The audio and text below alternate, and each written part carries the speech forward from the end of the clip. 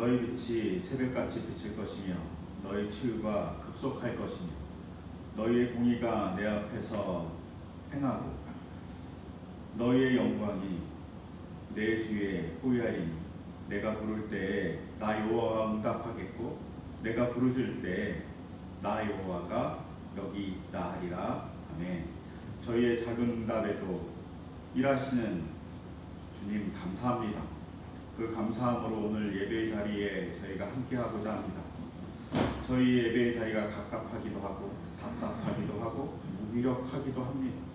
그리고 아픔을 가지고 이 자리에 모여 있습니다.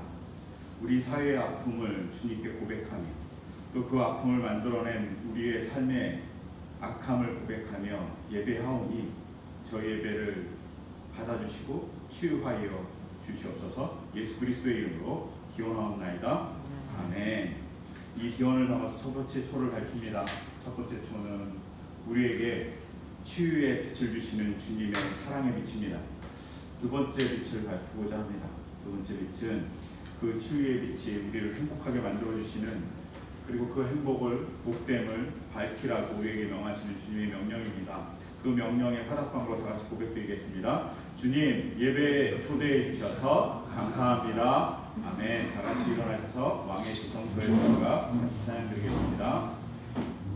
왕의 지성소에 들어가 보좌 앞에 엎드려 경배. 왕의 지성소에 들어가 주의 영광 배우리. 오 거룩하신 주님 앞에서 주 이름 높이리. 왕의 지성소에 들어가 영화롭게 변하리. 왕의 지성소에 들어가 보좌 앞에 엎드려 경배. 왕의 지성소에 들어가 주의 영광 배우리. 오 거룩하신 주님 앞에서 주 이름 높이리.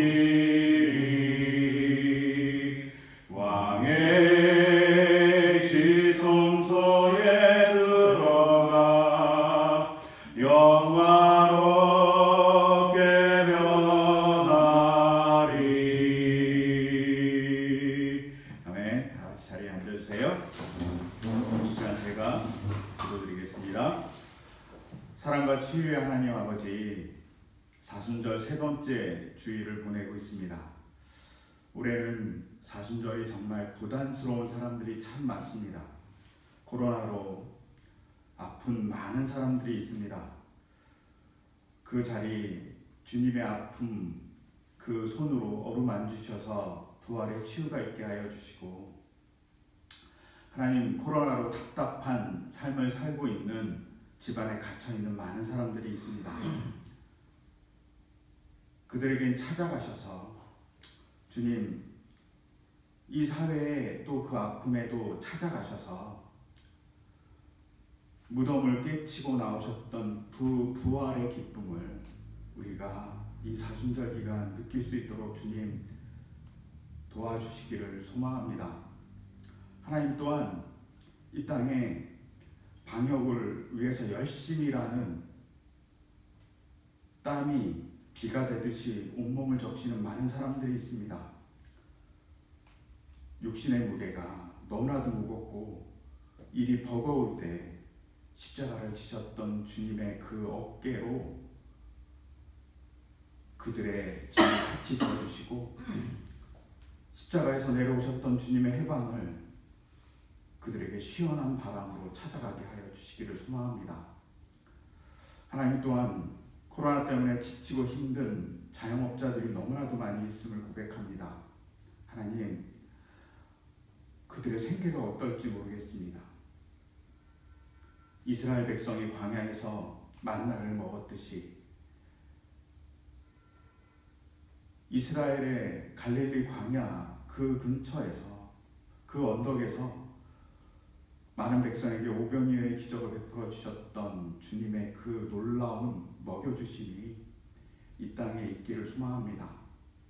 우리가 오병이어의 손길이 되기를 소망하고 5개의 떡과 2마리 물고기를 바쳤던 어린아이의 모습과 같이 우리의 삶이 조금은 드려지기를 소망합니다.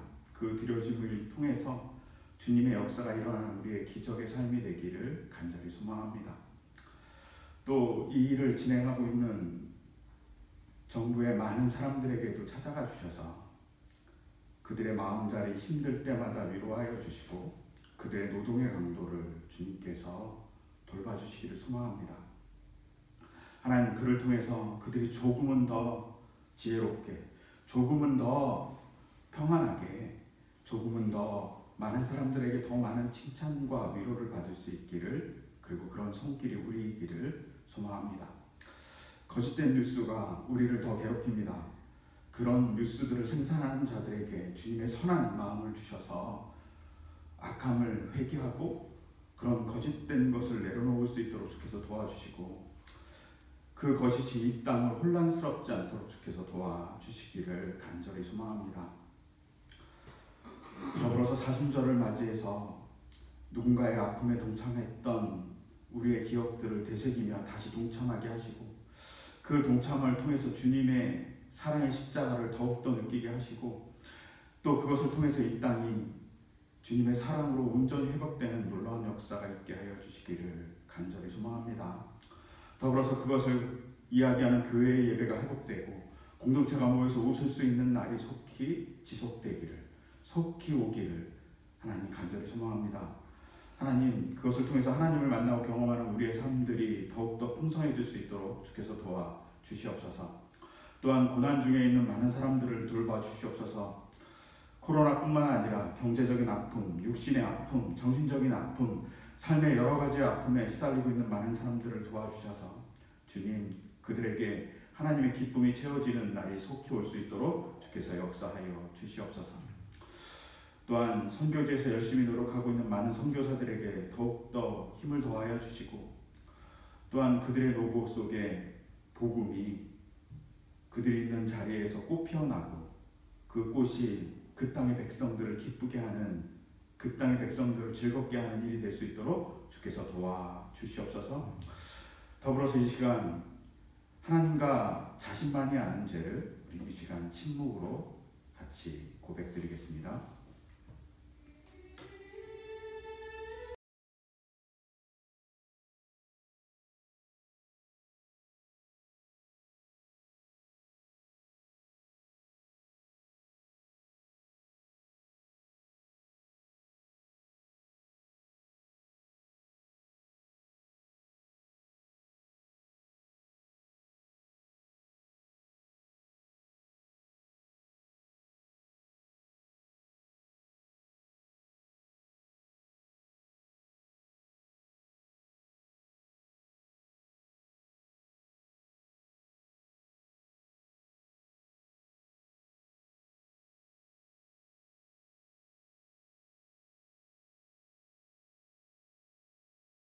사제와 새 생명의 기쁜 소식을 들으십시오. 그러므로 그리스도 예수 안에 있는 사람들은 정죄를 받지 않습니다. 그것은 그리스도 예수 안에서 생명을 누리게 하는 성령의 법이 당신을 죄와 죽음의 법에서 해방하여 주셨기 때문입니다. 이제 이 말씀을 따라 사제와 생명의 은총이 여러분에게 성령을 통하여 이 말씀을 선언합니다. 아멘. 이 시간 우리의 죄를 용서해 주신 주님을 향해서 신앙 고백드리겠습니다. 나는 전능하신 아버지 하나님 천지의 창조주를 믿습니다. 나는 그의 유일하신 아들 우리 주 예수 그리스도를 믿습니다. 그는 성령으로 잉태되어 동정녀 마리아에게서 나시고 본디오 빌라도에게 고난을 받아 십자가에 못 박혀 죽으시고 장사된 지 사흘 만에 죽은 자 가운데서 다시 살아나셨으며 하늘에 오르시어 전능하신 아버지 하나님 우편에 앉아 계시다가 거기로부터 살아있는 자와 죽은 자를 심판하러 오십니다. 나는 성령을 믿으며 거룩한 공교회와 성도의 교제와 죄를 용서받는 것과 몸의 부활과 영생을 믿습니다. 아멘. 이 시간 우리 하나님께 같이 찬양드리겠습니다. 찬송가 301장입니다.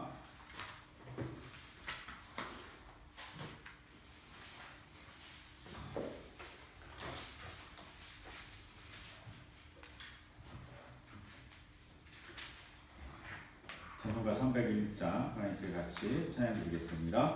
지금까지 지내온 것 주의 크신 은혜라 한이 없는 주의 사랑 어찌 이루마랴 자나깨나 주의 손이 항상 살펴주시고 모든 일을 주 안에서 형통하게 하시네. 몸도 맘도 연약하나 세임받아 살았네. 물붓듯이 부시는 주의 은혜 조카라 사랑 없는 거리에나 험한 산길에 멜게 주의 손을 굳게 잡고 찬송하며 가리라. 주님 다시 배울 날이 날로 다가와 무거운 짐 주께 맡겨 벗을 날도 멀잖네. 나를 위해 예비하신 고향 집에 돌아가 아버지의 품 안에서 영원토록 살리라. 찬송가 293장 또 하나님께 같이 찬양드리겠습니다.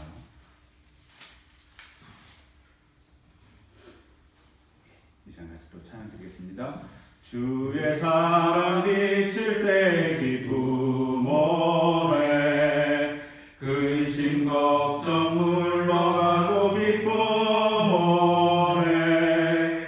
기도하게 하시며 희미한 검을 일쳐 주의 사랑 비칠 때 기쁨 오네. 그 큰 사랑 내 맘속에 충만하게 비칠 때 찬송하네. 그 큰 사랑 내 맘속에 화평함과 기쁨 주네. 그 큰 사랑 주의 사랑 비칠 때 이 세상은 아름답고 활기차게 다 변하네. 화평 중에 내 영혼 영광스러운 새 생명 다시 찾게 되게 없네. 그 큰 사랑 그 큰 사랑 내 맘속에 충만하게 비칠 때 찬송하네. 그 큰 사랑 내 맘속에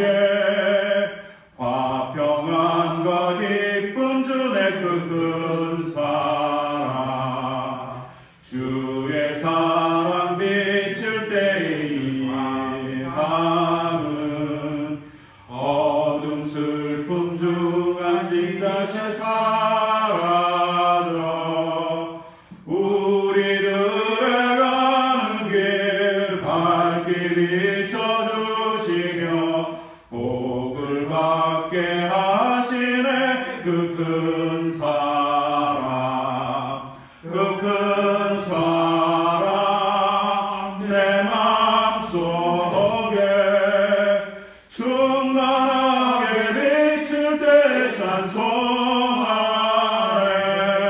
그 큰 사랑 내 맘속에 화평함과 기쁨 주네. 그 큰 사랑. 같이 하겠습니다.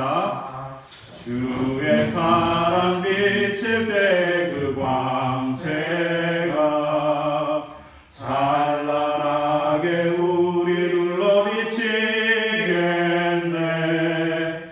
세상 모두 이기고 천국 생활할 때도 주의 사랑 비치네. 그 큰 사랑, 그 큰 사랑 내 맘속에 충만하게 비칠 때 찬송하네. 그 큰 사랑 내 맘속에 화평함과 기쁨 주네. 그 큰 사랑. 네, 다 같이 공헌 기도 드리겠습니다. 하나님 아버지 감사합니다. 이 시간 우리가 예물을 드립니다. 많은 삶의 고난과 그리고 아픔과 우리의 깊이 있는 고민을 드립니다. 주님, 우리의 고민과 아픔을 받아주시고 더불어 우리의 삶의 기쁨 또한 드리오니 그 기쁨의 감사 또한 연락해 주시기를 소망합니다. 더불어 그것을 통해서 우리가 복된 삶을 살며 주님을 누리며 주님의 삶을 즐길 수 있는 우리의 길을 인도하여 주시옵소서. 또 우리의 눈을 밝혀주시기를 소망합니다. 이 모든 것 주 예수 그리스도의 이름으로 기도드립니다. 아멘.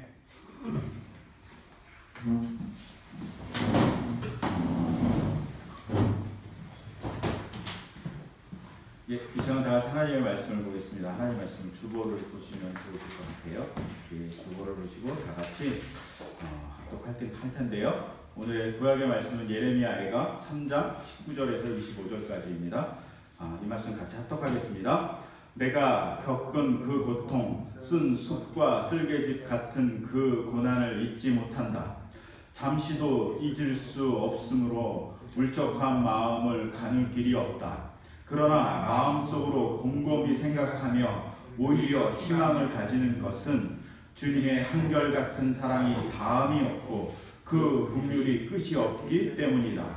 주님의 사랑과 긍휼이 아침마다 새롭고 주님의 신실이 큽니다. 나는 늘 말합니다. 주님은 내가 가진 모든 것, 주님은 나의 희망. 주님께서는 주님을 기다리는 사람이나 주님을 찾는 사람에게 복을 주신다. 아멘. 서신자의 말씀은 요한일서 3장 1절입니다. 다 같이 합독하겠습니다. 주님께서 우리에게 얼마나 큰 사랑을 베푸셨는지를 생각해 보십시오. 하나님께서 우리를 자기의 자녀라 일컬어 주셨으니 우리는 하나님의 자녀입니다. 세상이 우리를 알지 못하는 까닭은 하나님을 알지 못하기 때문입니다. 아멘.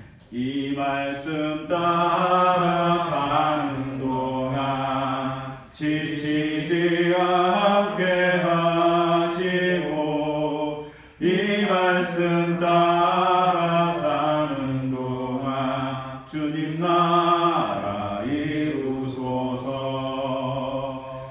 이 말씀 따라 사는 동안 지치지 않게 하시고 이 말씀 따라 사는 동안 주님 나라 이루소서. 우리에게 오늘 주신 복음서의 말씀은 누가복음서 13장 4절에서 5절의 말씀입니다. 이 말씀 또한 다 같이 합독하겠습니다. 또 실로암에 있는 탑이 무너져서 치어 죽은 18사람은 예루살렘에 사는 다른 모든 사람보다 더 많이 죄를 지은 사람이라고 생각하느냐? 그렇지 않다. 내가 너희에게 말한다. 너희도 회개하지 않으면 모두 그렇게 망할 것이다. 아멘. 이 말씀 따라 사는 동안 지치지 않게 하시고, 이 말씀 따라 사는 동안 주님 나라 이루소서. 이 말씀 따라 사는 동안 지치지 않게 하시고, 이 말씀 따라 사는 동안 주님 나라 이루소서. 아멘. 역사를 잊은 민족은 미래가 없다라는 말이 있습니다. 뭐 사실은 이 말을 누가 했는지 정확히 알지 못한다고 그럽니다. 뭐 어떤 사람은 처칠이 했다고 그러고, 어떤 사람은 신채호 선생님이 했다고 그러고, 솔직히 알지 못합니다. 하지만 이 말에 많이 공감하잖아요. 역사를 잊으면 그 민족은 미래가 없다. 당연하죠. 역사의 과거를 잊으면, 그리고 과거를 반성하지 않으면 나라뿐이겠습니까? 개인도 미래가 없습니다. 그러니까 이제 모든 나라들이 어떻게 하냐면 역사를 잊지 않기 위해서 기념관이나 박물관을 만듭니다. 우리나라도 이렇게 역사 박물관이 있고, 외국에도 많은 박물관이 있습니다. 그리고 그것을 통해서 뭘 하냐면 자기 민족의 과거들을 이렇게 회상하면서 영화로웠던 시대를 되게 많이 이렇게 보여줘요. 우리가 이렇게 영화로웠던 시대가 있었습니다. 우리가 놀라운 민족입니다. 이렇게 얘기하는 박물관들이 되게 많이 있어요. 그래서 찬란한 것들을 많이 이렇게 기념관에 가면 많이 있습니다. 근데 이런 기념관과 반대로 수치스러운 역사를 전시한 전시관도 가끔 존재해요. 그 중에 하나가 독일에 있는 홀로코스트 기념관입니다. 이 홀로코스트 기념관의 이름은 조금 다릅니다. 그냥 우리말로 번역하면 이렇게 번역될 수 있어요. 유럽의 유대인을 살해한 것에 대한 기념관입니다. 그리고 그 재단 이름도 유럽에 있는 유대인들을 살해한 것에 대한 기념재단, 그리고 그 기념재단이 지금 기념관을 열고 있는데 그게 홀로코스트입니다. 이렇게 얘기하는 거예요. 그래서 홀로코스트라는 얘기보다는 유대인들을 살해했다라고 얘기합니다. 여기서 중요한 건 유대인들이 죽었다거나 아니면 유대인들이 학대를 당하거나 유대인들이 어려움을 당한 고난의 기념관 이렇게 얘기하지 않고, 독일 사람들이 뭐라고 얘기했냐면 살해당한이라고 얘기해요. 그들이 살해당했다. 누가 살해했냐면 자기들이 살해했다. 기념관 이름이 되게 무섭죠. 우리가 살해했었습니다. 우리가 살인범입니다 라고 고백하고 있는 기념관인 거예요. 자기 후손들이 선조를 보면서 그래, 선조는 살인자였지 라고 생각하는 기념관을 만든 겁니다. 살해당했다라고 이름을 그렇게 붙였기 때문이에요. 이걸 이렇게 바꿔서 말하면 우리나라의 일제 식민지 시대에 일본이 우리나라 사람들을 많이 돌아가게 했어요. 근데 그것에 대한 반성을 하고 도쿄 한복판에 그런 기념관을 만든 거예요. 아쉬운 건 그런 기념관이 도쿄에 없다는 거죠. 반성하지 않는 거예요. 근데 독일은 반성합니다. 이게 독일이 조금 더 나은 모습이죠. 근데 이게 옛날부터 있었냐? 그렇진 않아요. 독일이 그나마 몇십 년 전에 이런 반성을 한 거죠.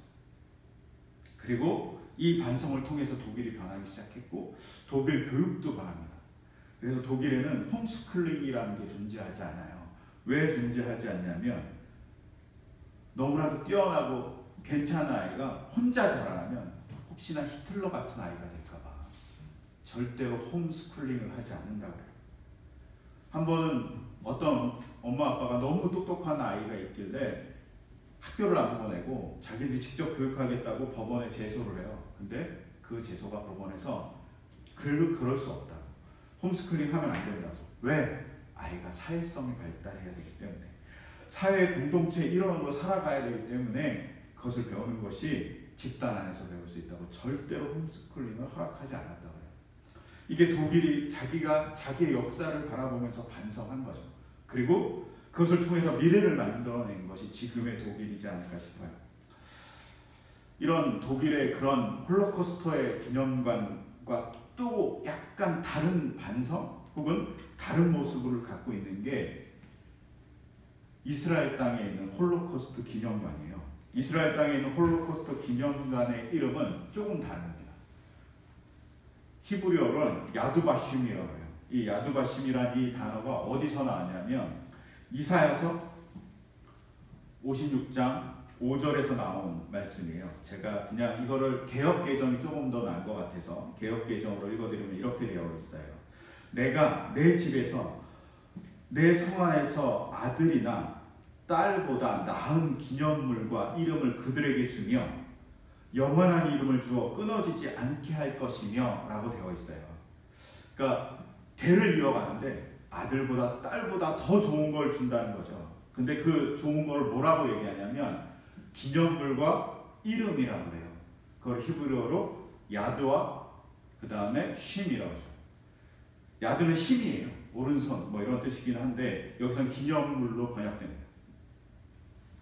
어떤 특정한 기념물과 그리고 이름을 주어서 그것을 가지고 계속 이어갈 수 있게 만들어주는 것이 있다. 그것이 아들보다 딸보다 더 자기를 계속 이어가는 것이라고 생각해서 홀로코스트 기념관을 유대인들은 야드바심이라고 지은 거죠. 이것을 통해서 뭘 하죠? 우리는 끊임없이 대로 이어갈 기념관 하나를 만들었는데 그것이 야드바심. 홀로코스트라고 그러지 않아요. 홀로코스트란 말이 여러분 잘 아시는 대로 이렇게 재물을 태워서 드리다 이런 뜻이에요. 이것이 13세기 이후로는 유럽에서는 어떤 의미로 쓰이냐면 대량 학살, 대량 죽음, 불태워서 죽는 것, 뭐 이런 것들을 의미하는 단어로 변형되거든요. 그래서 홀로코스트는 아픔을 상징합니다. 근데 아픔을 상징한 이 단어를 가지고 유대인들이 자기 기념관을 이름하지 않아요.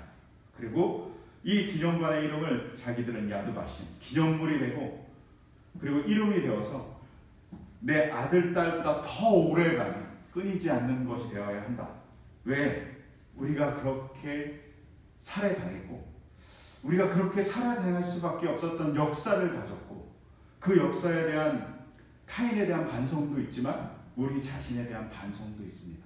라고 고백하는 거죠. 그래서 이 공간은 유대인들의 박물관과 전혀 다르게 사진을 못 찍어요. 거룩한 공간이고 모든 사람들이 기억해야 될 공간이니까 절대 사진을 찍지 못하게 합니다. 그리고 거기서 엄숙하게 그것을 다 볼 수 있게 차근차근 볼 수 있게 만들어 놨어요. 또한 더불어서 중요한 건 이스라엘 사람들이 되게 돈을 좋아해서 모든 박물관에 가면 돈을 엄청 받아요. 근데 몇 군데 돈을 안 받는데 여기가 돈을 안 받아요. 관람료가 없습니다. 대신 주차료를 받아요. 되게 특이하죠. 하지만 관람료를 받지 않아요. 그래서 많은 군인과 많은 학생들이 꼭 와서 여기를 들렸다 가야 돼요. 그래서 역사를 회고하는 거죠. 우리의 아픔의 역사가 어떻고 이 아픔의 역사가 왜 있었냐면 우리의 실수도 있었다라는 고백을 같이 하기 때문에 이곳에 학생들, 군인들이 꼭 들려서 기념 행사를 하게 되어 있어요. 이렇게 역사를 해석하는 게 아주 중요합니다. 역사를 어떻게 보는 게 얼마나 중요한지 알고 역사를 잊지 않는 것이 얼마나 중요한지를 잘 알고 있어요. 그런데 여기서 또 하나의 문제가 있습니다. 역사를 잘 알고 역사를 잘 기억하는 것도 중요하지만 그 역사를 어떻게 해석하느냐도 대단히 중요한 문제입니다. 우리가 앞닥뜨려 있죠. 역사를 해석하는 게 얼마나 중요한지 잘 보여주는 문제가 40년 전에 있었던 5월 18일에 있었던 광주 민주화운동이 지금 여러 가지로 해석된다는 거죠. 사실은 여러 가지로 해석될 수도 없는 사건이에요. 그럼에도 불구하고 아직까지 여러 가지로 해석을 제대로 해야 되는 거죠. 근데 제대로 하지 못하는 일부의 사람들에게 어떤 해석이 있냐면 북한군이 내려서 5.18 그 광주 민주화운동을 일으켰다는 거예요. 그게 폭동이라고 얘기하고 싶은 거예요. 근데 제가 그 얘기를 보면서 항상 느끼는 것 중에 하나는 북한군이 내려왔다는 그 주장이 어떤 면에서는 그들이 그렇게밖에 얘기할 수 없겠구나라는 생각을 하게 돼요. 왜냐하면 얼마나 잔인했으면 얼마나 내국인에 대해서 폭력을 행사하는 것에 내국인이 할 수 없는 일을 했으면 북한군이 내려왔을 수밖에 없다고 얘기할까. 이거는 자기 나라의 군대가 자기 나라의 백성에게 할 수 없는 일인 거죠. 그러니까 이들이 뭐라고 얘기하냐면 이건 우리나라 군대가 할 수 없는 일이니까 북한군이 왔어요 라고 포장한 거예요. 아니 거짓말을 할 수밖에 없었던 거예요. 왜냐하면 너무 잔인합니다. 1980년에 있었던 신군부의 잔인함이 이 정도였는데 그것을 표현할 수 있는 방법이 없었던 거죠. 그래서 저는 북한군까지 거론하는 거짓말을 하고 있다고 생각해요. 아니 그런 것을 막 믿고 해석하는 사람들도 존재해요. 자기 나라 군대가 그럴 수 없다고 생각하는 거죠. 근데 잘못된 해석들인 거죠. 이런 잘못된 해석들이 큰 문제를 발생하게 만듭니다. 역사는 제대로 된 해석을 요구합니다. 그리고 그 제대로 된 해석을 가질 때만이 올바른 삶을 살아갈 수 있게 만들어준다고 얘기하죠. 그것을 오늘 우리가 읽었던 애가 본문이 대단히 잘 보여줘요. 애가 본문 19절을 보면 이렇게 되어 있어요. 내가 겪은 고통, 그 쑥과 슬개집 같은 그 고난을 잊지 못한다. 자기가 겪었던 그 고통이 쓴 쑥과 같고 쓴 쓸개집 같다고 얘기해요. 잊을 수 없다라는 거예요. 이것을 쓴 시인은 아마 빠르게 보면 유대 땅이 멸망했을 주전 586년경의 사람이었을 가능성이 많아요. 바벨론이 유대를 침공합니다. 예루살렘을 포위합니다. 약 18개월 동안 포위하는 동안 먹을 것도 없죠. 마실 것도 끊어져 가고 있죠. 성벽 안에 있는 사람들은 죽음의 공포에 18개월을 막 갇혀 있었던 거죠.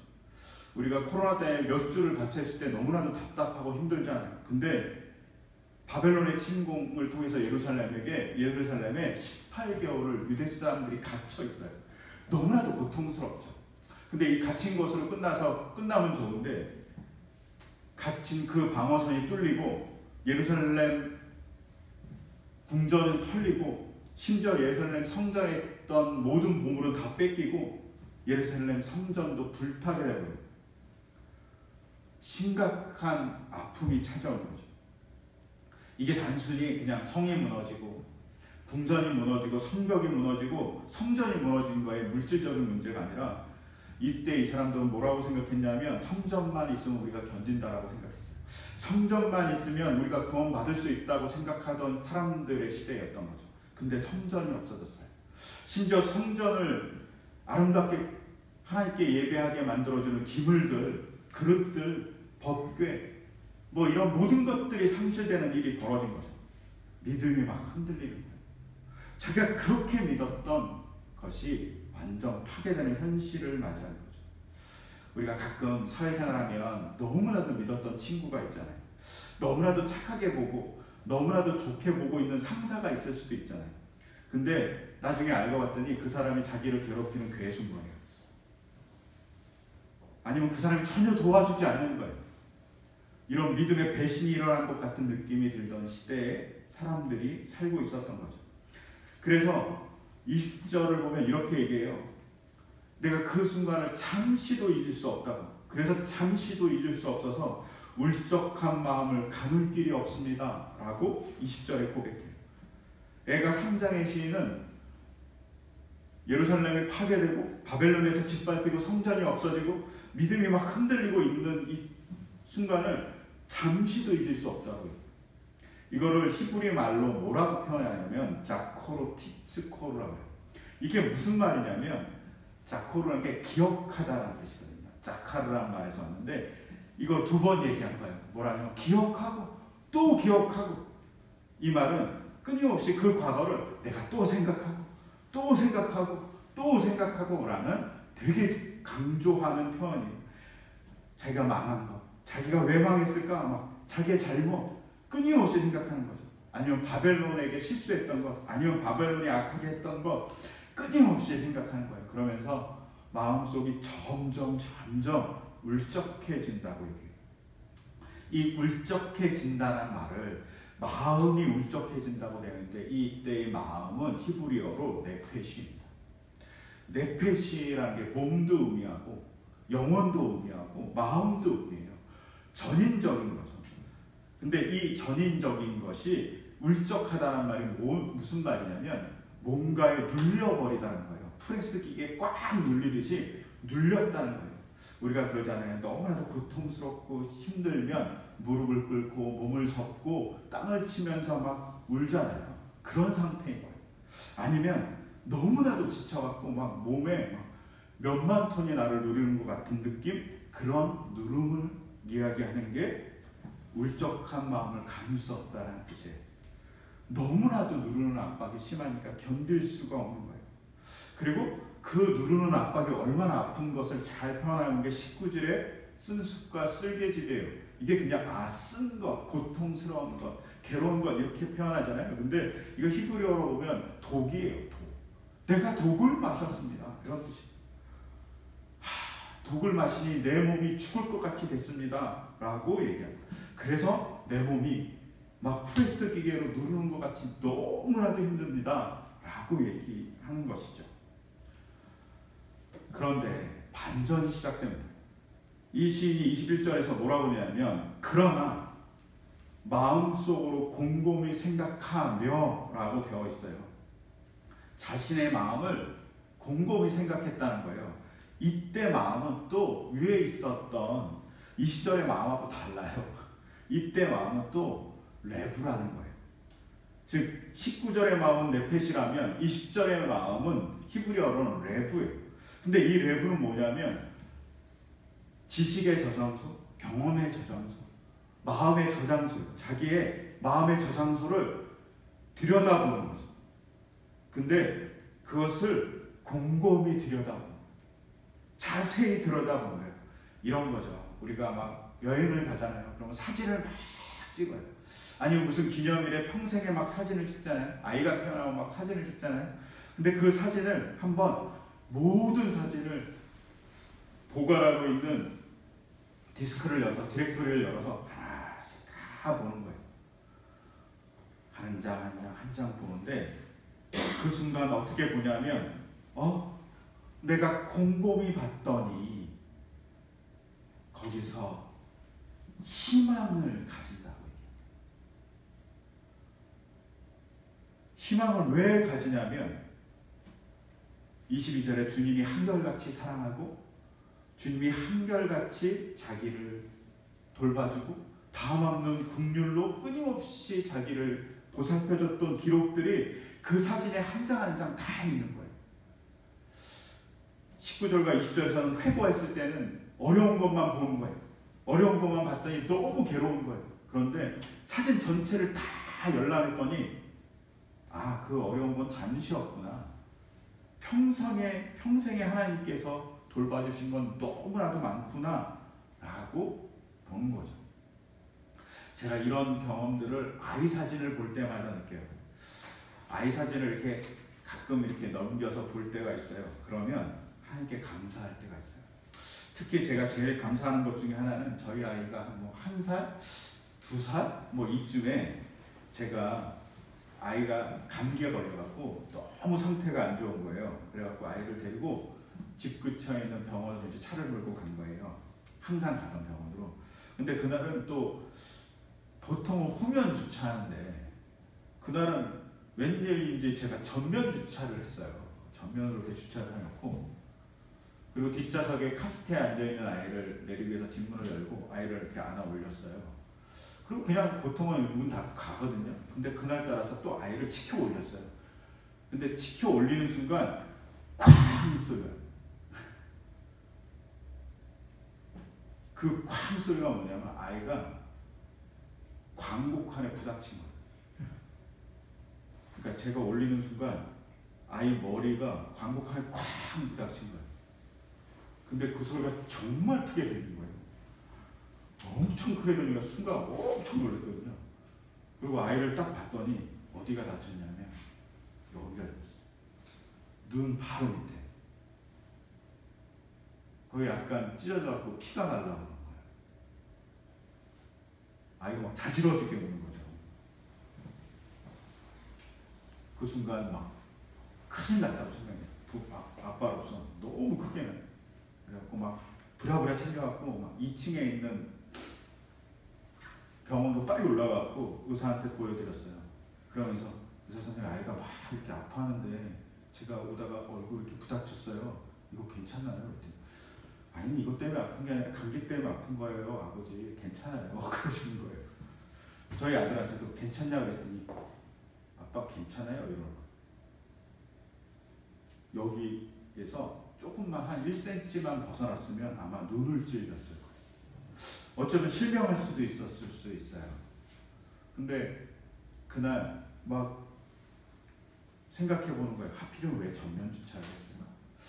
하필이면 왜 또 아이를 또 내린다고 뒷문 열고 지켜 올렸을까? 보통은 안 그러는데 막 끊임없이 막 아이한테 미안한 마음, 막 반성하는 마음, 그리고 아이 흉터를 보면서 야 저거 흉지면 어떡하지? 막 이렇게 걱정을 하는 거예요.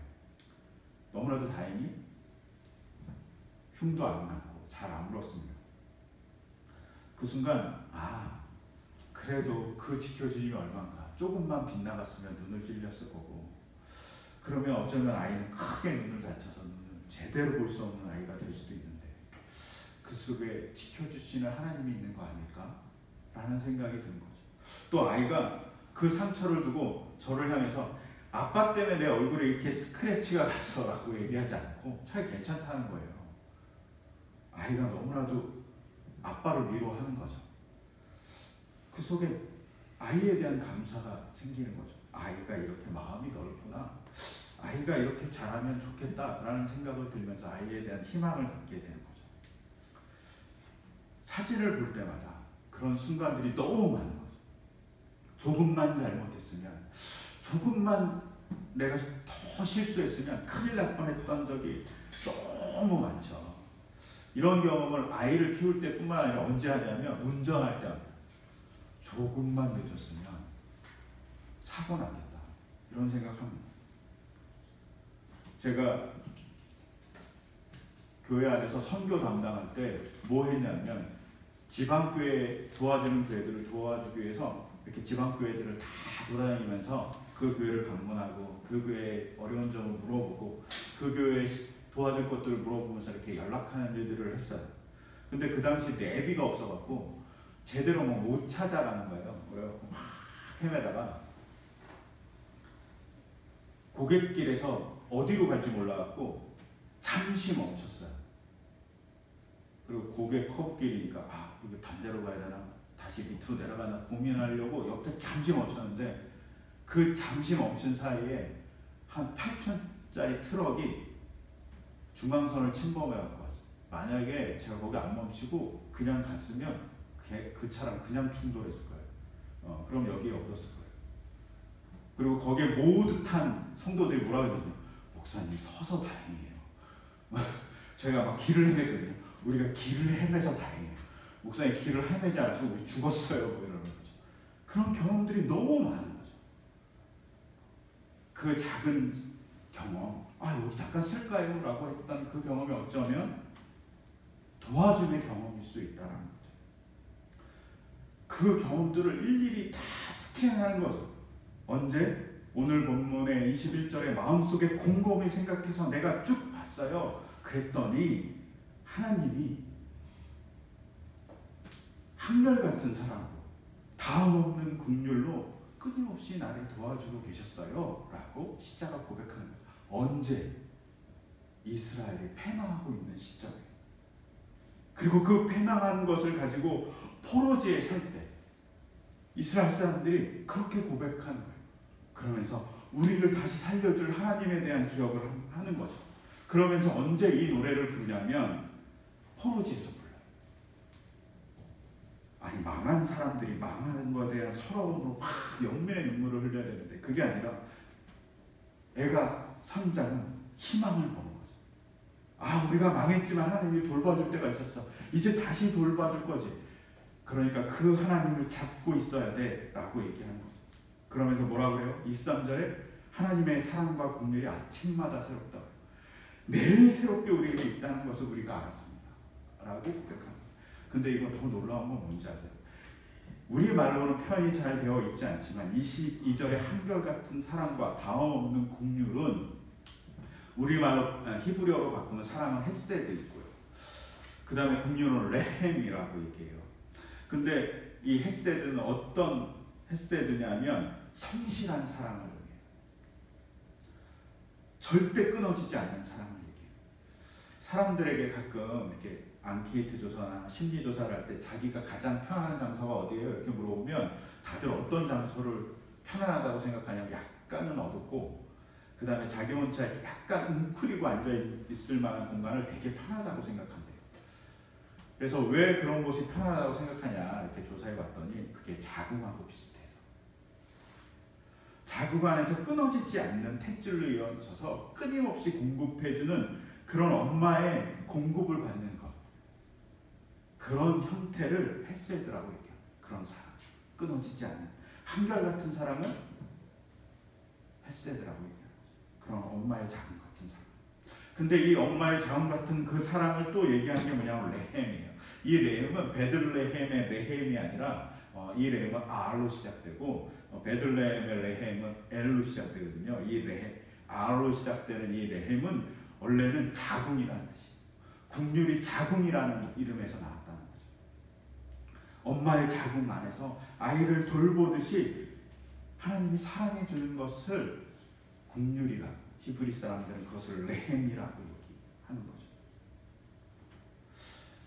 근데 그 엄마의 돌봐줌이 어떤 거냐면 제가 아는 선교사님 아내분이 이렇게 임신을 했어요. 선교지에서 임신을 했는데 이분이 원래 고기를 못 드세요. 절대 고기를 안 드세요. 소고기든 닭고기든 돼지고기든 절대 안 드세요. 그래서 제가 형수님한테 형수님 왜 고기 안 드세요? 이렇게 여쭤봤더니 자기는 고기 냄새가 그렇게 싫대요. 평생 싫대요.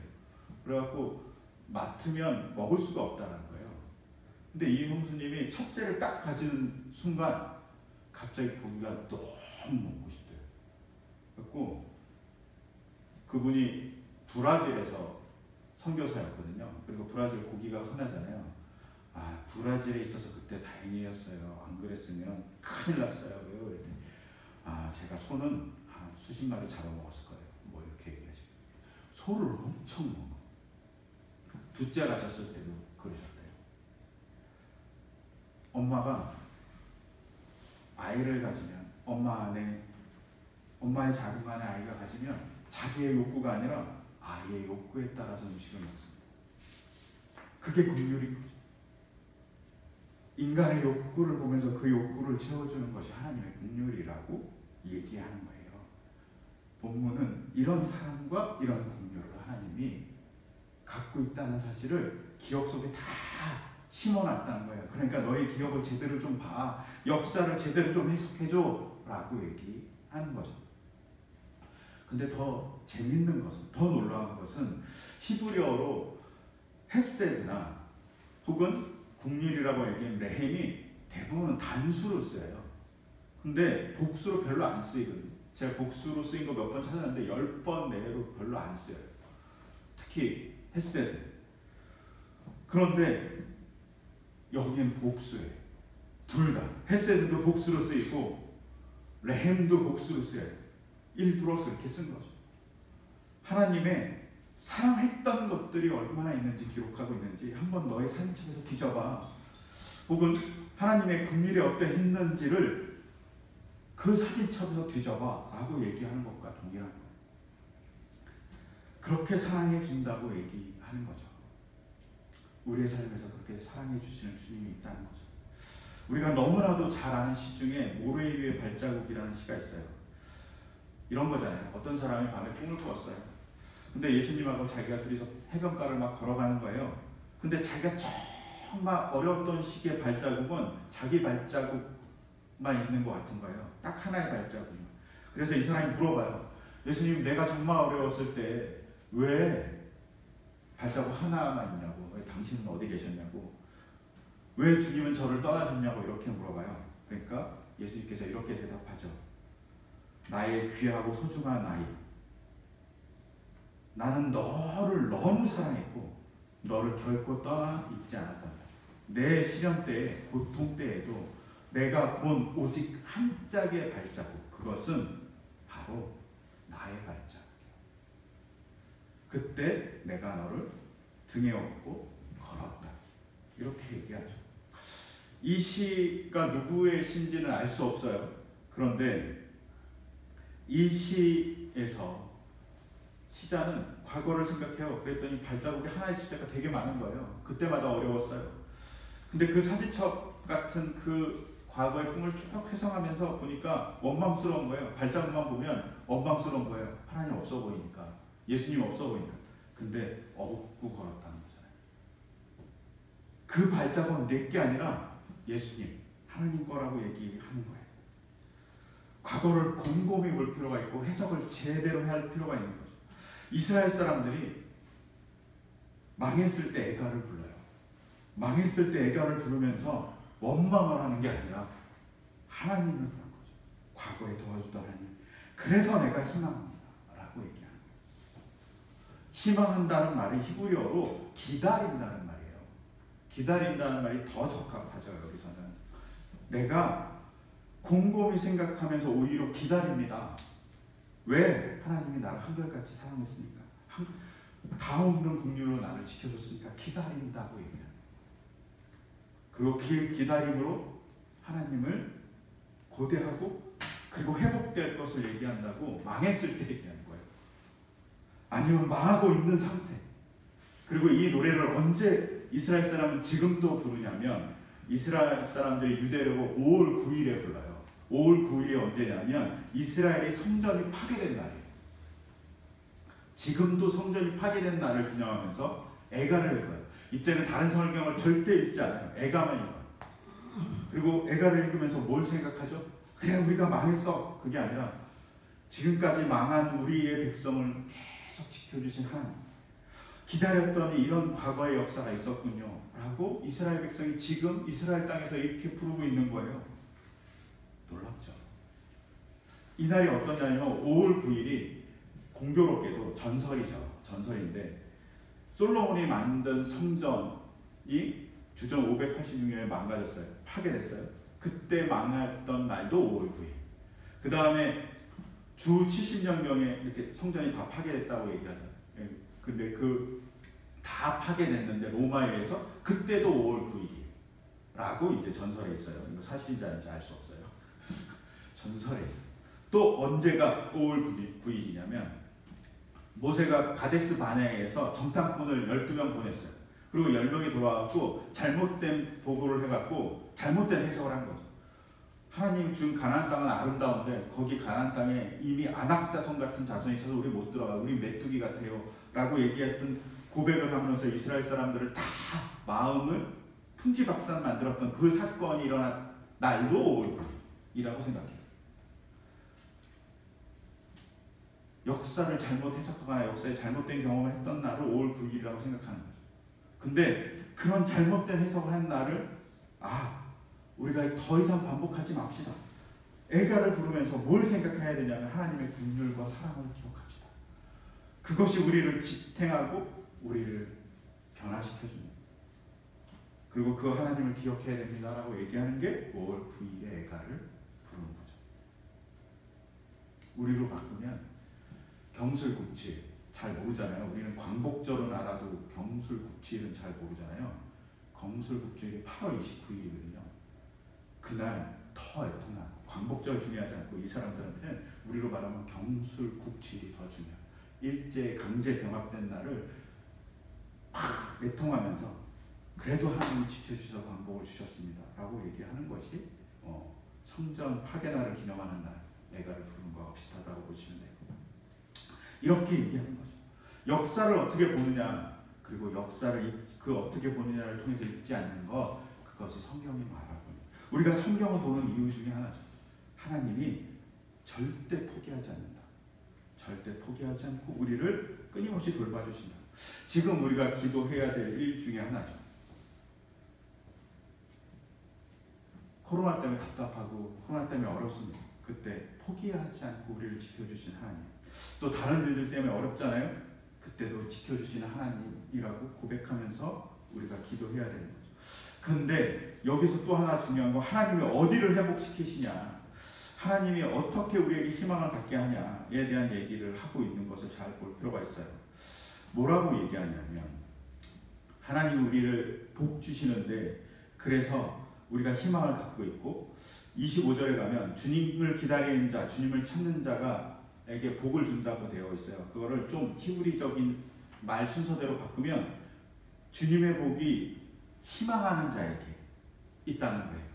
그리고 주님을 찾는 자에게 있다고 얘기해요. 여기서는 마음이라고 얘기하는데 이 마음도 네펫이에요. 육체를 회복시키고 삶을 회복시키고 정신을 회복시키고 영혼을 회복시켜주는 일이 네펫을 통해서 있다고 얘기하는 거예요. 네펫이라는 그런 온전한 모든 인간의 전인적인 것을 통해서 이루어질 거라고 얘기하는 거예요. 어떤 사람에게? 주님을 찾는 자예요. 한결같은 사랑, 한결같은 끊임없는 다함없는 긍휼로 그것을 보고 기억하는 자에게 있다고 얘기하는 거죠. 그것을 통해서 하나님의 역사하신다고 얘기해요.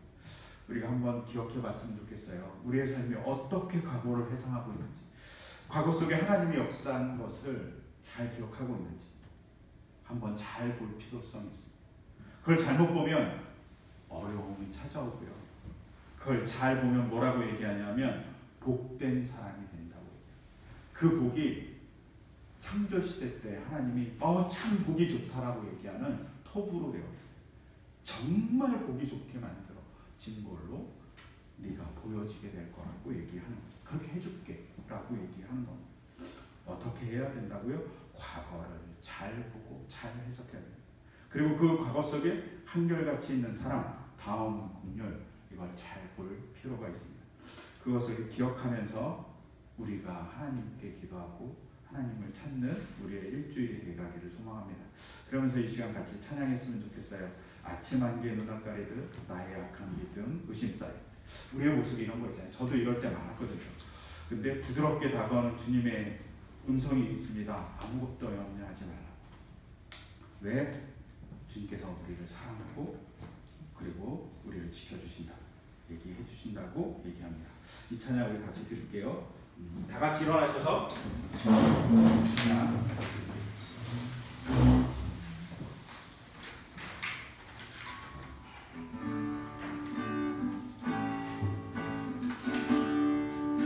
아침 안개 눈알 가리듯 아침 안개 눈알 가리듯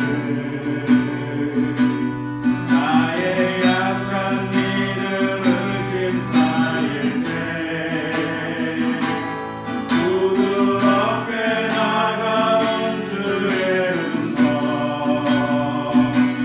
아무것도 염려하지 마라.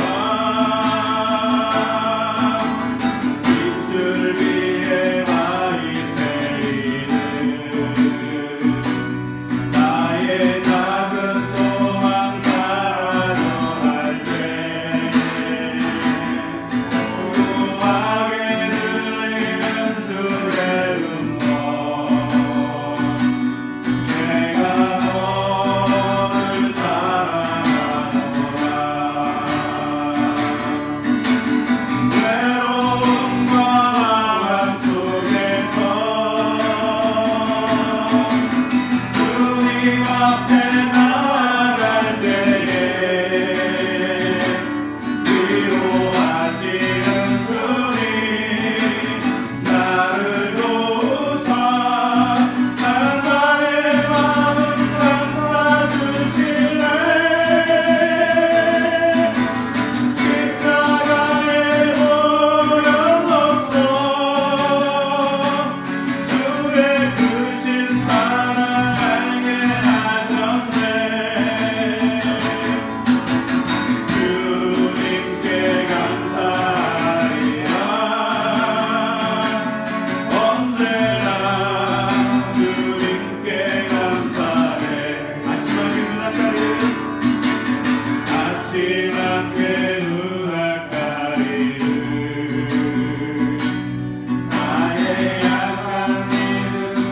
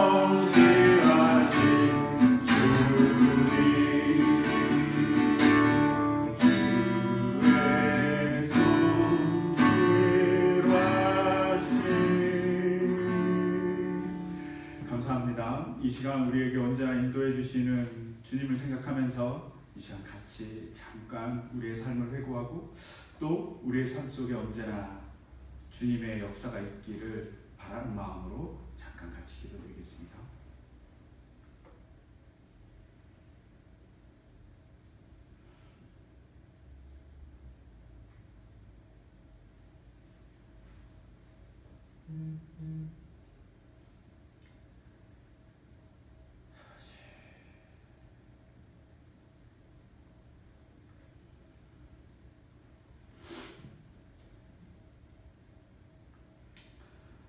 하나님 아버지 감사합니다. 우리의 삶에 우리가 모를 때 우리를 언제나 지켜주셨던 주님의 은혜가 그리고 주님의 사랑들이 주님의 긍휼들이 하나하나 박혀있음을 봅니다. 근데 우리가 그것을 보지 못할 때 우리의 마음은 무거운 돌에 눌릴 듯 주체하지 못합니다. 그때 에가의 시인은 얘기합니다. 주님을 보라고, 과거의 사진들을 펴보라고, 그러면 거기서 주님을 만나게 될 거라고. 우리의 삶을 잘 회고하게 하시고 그것도 그것을 잘 우물을 통해서 주님의 역사를 한 올 한 올 우리가 볼 수 있기를 소망합니다. 그리고 우리의 미래가 주님을 봄을 통해서 주님의 그 창조 때에 기뻐하셨던 그 웃음을 가진 복됨의 모습이 되게, 그리고 그것으로 걸어갈 수 있도록 주께서 복을 허락해 주시기를 소망합니다. 그런 아픔의 자리에 있는 코로나의 현실 앞에서도 주님께서 도와주시기를 간절히 소망하며 주님이 그대 앞에 계셔서 그대에게 바른 길 보이시기 바랍니다. 주님이 그대 곁에 계셔서 그대를 팔로 껴안아 지키시기 바랍니다. 주님이 그대의 뒤에 계셔서 못된 사람들의 흉계에서 그대를 보존하시기 바랍니다. 주님이 그대 아래에 계셔서 그대가 떨어지면 받아주시고 그대를 덫에서 끄집어 내시기 바랍니다. 주님이 그대 안에 계셔서 그대가 슬퍼할 때 그대를 위로하시기 바랍니다. 주님이 그대 둘레에 계셔서 남들이 그대를 덮칠 때 막아주시기 바랍니다. 주님이 그대 위에 계셔서 그대에게 복 주시기 바랍니다. 이처럼 그대에게 은혜로우신 하나님이 복 주시기 바랍니다. 이제는 주 예수 그리스도의 은혜와 하나님 아버지의 극진하신 사랑과 성령님의 돌보심이 이 자리에 있는 우리 성도님들 같이 마음을 들여 예배하는 우리의 모든 지체들에게 같이 하시기를 간절히 축원하옵나이다. 아멘.